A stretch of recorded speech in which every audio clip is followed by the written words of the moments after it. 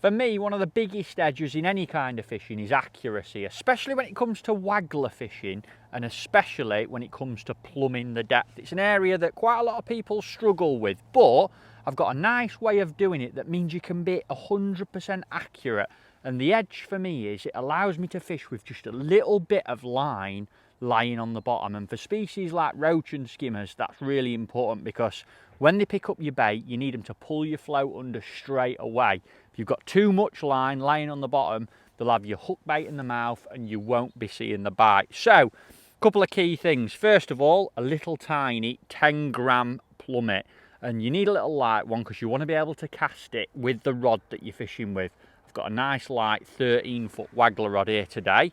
Now the next thing I'm going to do is I'm going to take off the waggler that I'm going to use for fishing. Now for this style of fishing I love a Drennan loaded crystal waggler. They fly through the air beautiful and they've got a nice tip, but I'm going to take that off because to plumb up accurately you need a really buoyant float.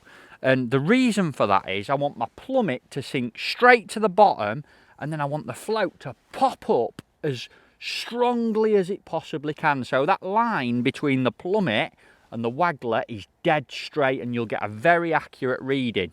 So the waggler that I'm choosing to actually plumb up with, it's an old one, I've just grabbed it out of my box, but it's exactly the same length as the one that I'm fishing with. And again, that just makes sure that you're being accurate. If this waggler was 2 or 3 inches shorter or 2 or 3 inches longer, you wouldn't get the same reading. And I've actually trimmed down the tip on it just to make sure it's the right length. All this is a visual aid for plumbing up, and it's not loaded at all. It's a peacock waggler, so I know that that plummet's going to sink to the bottom and this waggler's going to pop right up to the surface and give me a good reading.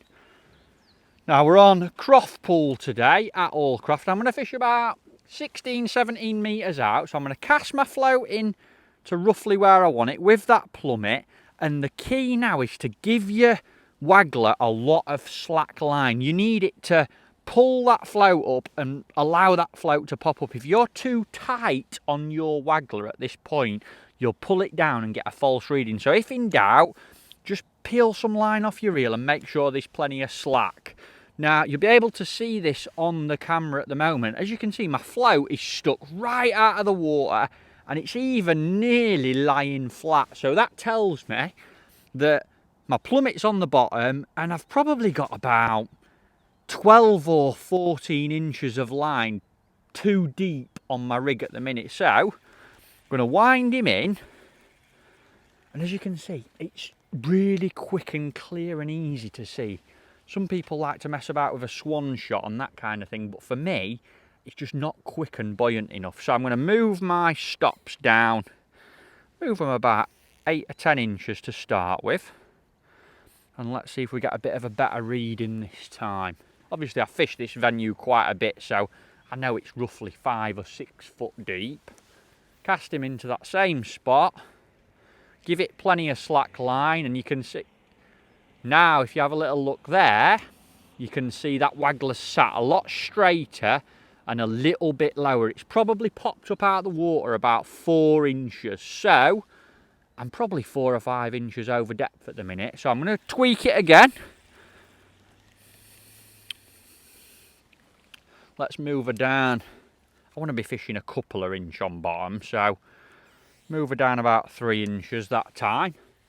And I reckon that should be about bang on. Cast her back in. Plenty of slack line.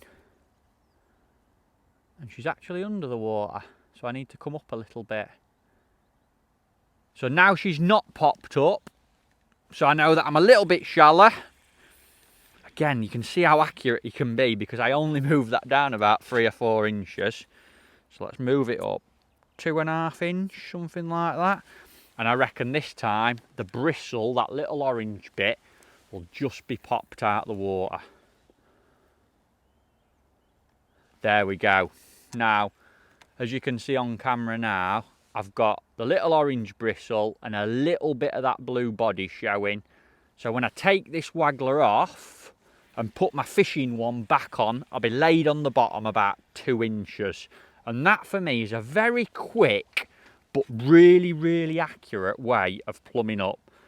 And one thing I will say is when you're swapping Wagglers a lot, you want a nice, easy to change Waggler adapter. I use the good old fashioned ones, piece of rubber on a swivel, because I can take my plumbing Waggler off, clip my fishing Waggler back on, and I know now I'm fishing about 2 inches over depth. Now the final thing that I do always in any sort of fishing where I've got a float on is I always make a little mark or take note of what depth it is. So today I'm just going to have a little count up on the eyes. I've got 1, 2, 3, 4, and my float's bang in line with the 5th eye up on the rod. So if I do want to go a little bit more over depth, if that wind gets up or I want to create a bit more static presentation, I can.